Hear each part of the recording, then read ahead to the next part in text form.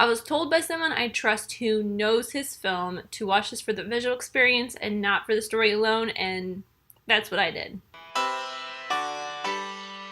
Hey, I'm Amy and welcome back. Today I will be checking the 1977 Dario Argento film Suspiria off the 1001 movie checklist. If you do not know what the 1001 movie checklist or 1001 movie challenge is, it is basically a challenge I've given myself to check every single movie off the 1001 movies you must see before you die book. So far, I have checked 165 films off the list. If you want to know more, you can check out a playlist with the intro video and every single movie I've done in this series up there. As always, let's get started with a short summary. Susie, an American newcomer to a prestigious German ballet academy, finds the school as a front for something sinister after a series of grisly murders. I had started scheduling movies for February way back in September or October, and when I was doing my research, someone had said on some blog that Suspiria may get nominated, like the new one that came out in 2018, it may get nominated for an Oscar for Best Costume Design or something. So I was like, this is on the list, might as well throw it up here during Oscar season. So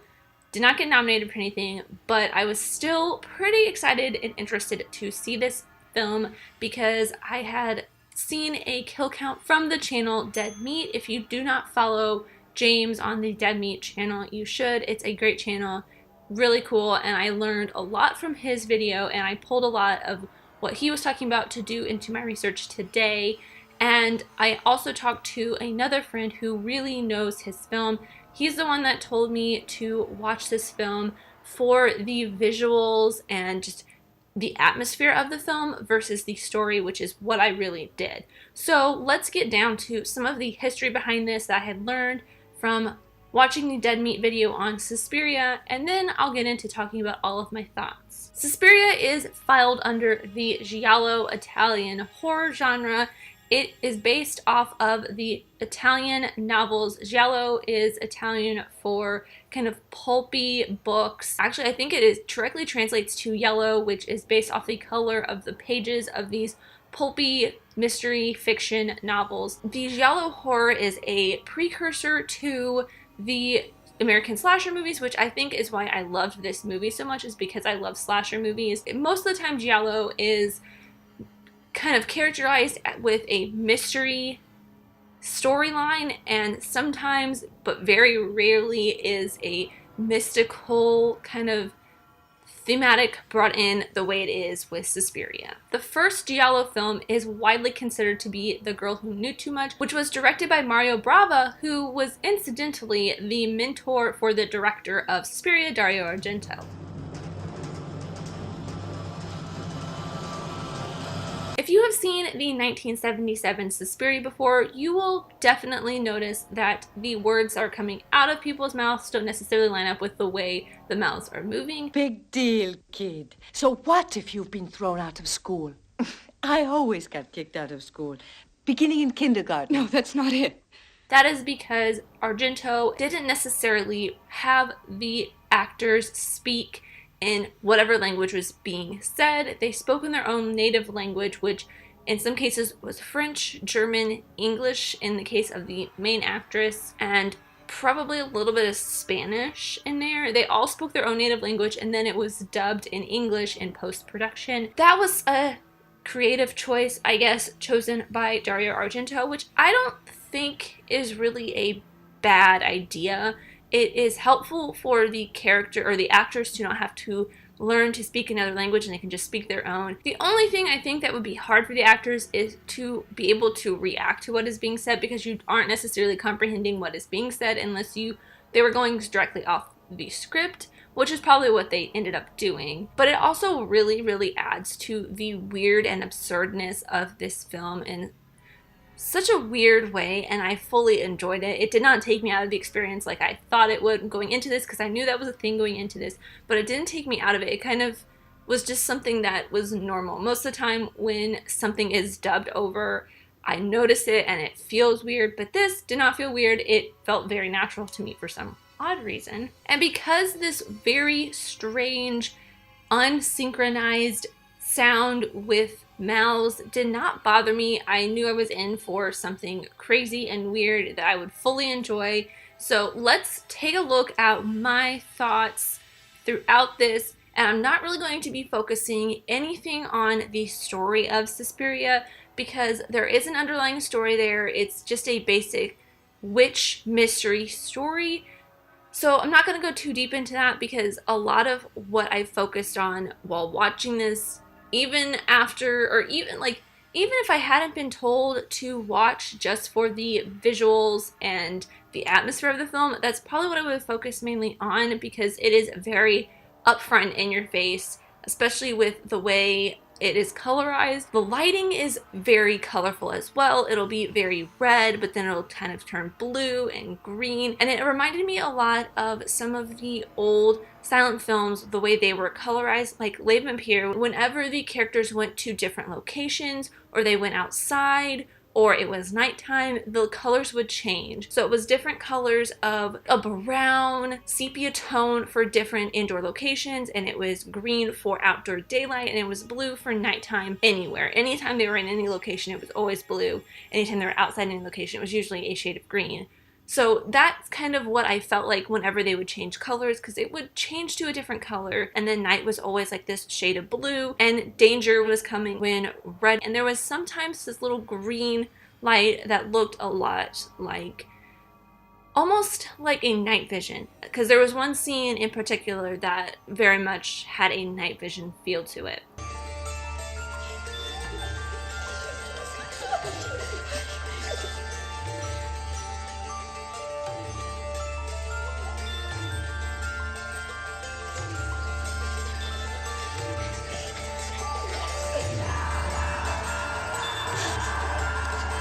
And stemming from that is the cinematography and the editing. There are some very crazy bird's eye view camera angles. There are some point of view camera angles that are very interesting. The way it is photographed is very much like you're experiencing this. You're just kind of there as a fly on the wall, looking through the lens of this ballet studio the same way Susie is, and you're experiencing and finding the mystery out this along with her and her friend Sarah. Also, the way the camera moves throughout is very interesting as well. There are some long sweeping shots. There are some very jarring cuts that also point you to things that you need to find important later on in the story, and sometimes those cuts just are there for a jarring effect that seem like they may be important later on, but don't really have any effect on the overall story. It's just something there to be spooky. And the POV shots really make you feel like you are there, and they usually come in right before a kill. It's like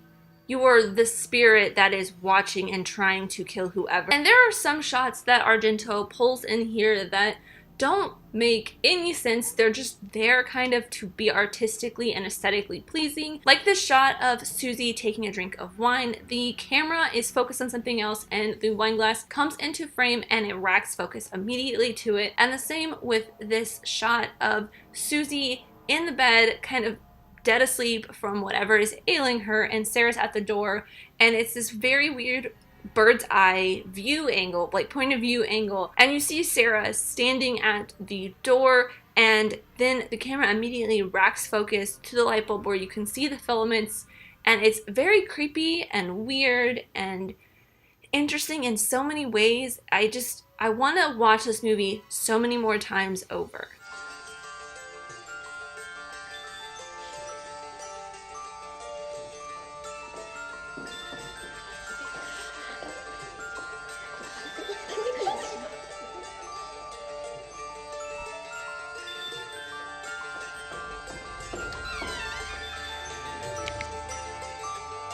And finally, the sound design in this film, especially the music. It's mostly the music in this is what really gets me. It gives you this very creepy feel right off the bat as soon as you first see Susie in the airport. It builds this suspense because you see her walking towards the airport doors and you feel like something creepy is going to happen, or she's heading to something creepy, which in reality she is. She's heading to the ballet academy and it's going to be very creepy there. But then as soon as she walks out the sliding doors and this very loud zing, and she walks out and you hear the whoosh of the doors as well. Super creepy, but the music in this, it is building tension the entire time. You really feel that. It is a little bit louder than some of the speaking, so at some points it feels overpowering, like they didn't mix it well enough, but I think that is on purpose. They want the music to be overpowering because you get a lot of your emotion from that. There are some scenes where they'll have a lot of music and it's building up, it's building the tension, and then the music will just completely go away, and it still is building the tension because you hear the diegetic noise within the scene that builds the tension up even more. But then something happens, the music comes back, and it makes the tension even more palpable.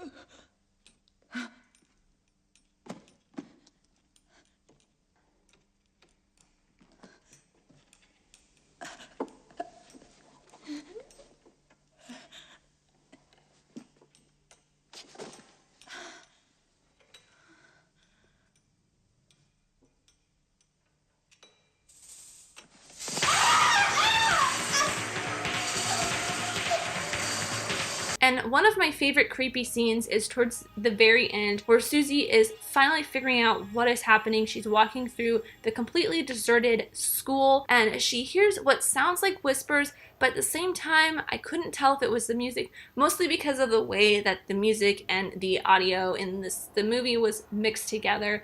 But it gives you this very creepy vibe of maybe she's hearing whispers of these spirits or the witch's coven coming from somewhere, but it also feels like it could be in the music. It's very trippy.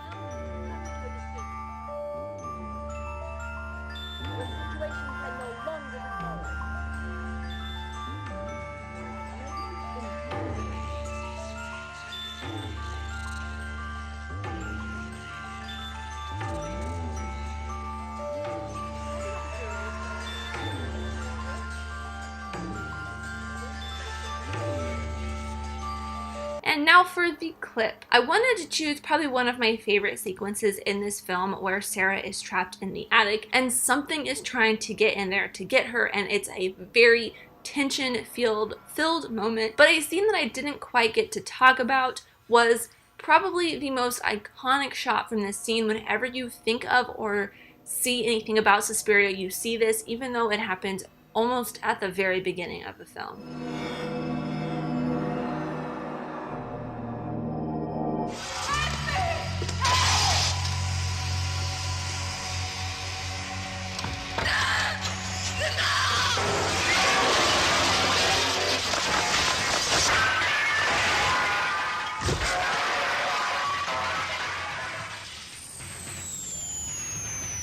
And that's all I have for Suspiria. As always, this is just my opinions, but I'd love to know yours in the comments down below.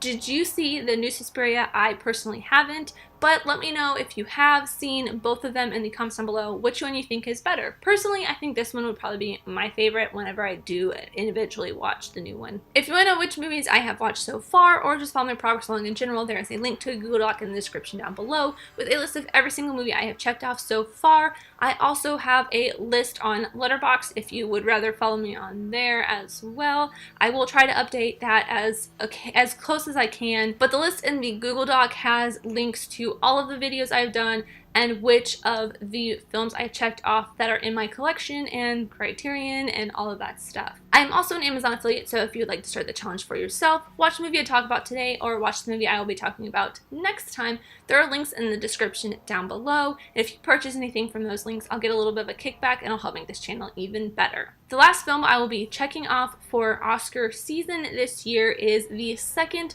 of 4 renditions, and all of them are Oscar nominated, and that is A Star is Born from 1954. But thank you guys so much for watching. I really truly do appreciate every single one of you. Let me know who you're in the comments down below, and let's be friends. If you enjoyed this, leave a like and subscribe if you're new, because I love talking all things movies, TV shows, filmmaking, film history, all that fun stuff, and I'll see you next time. Bye!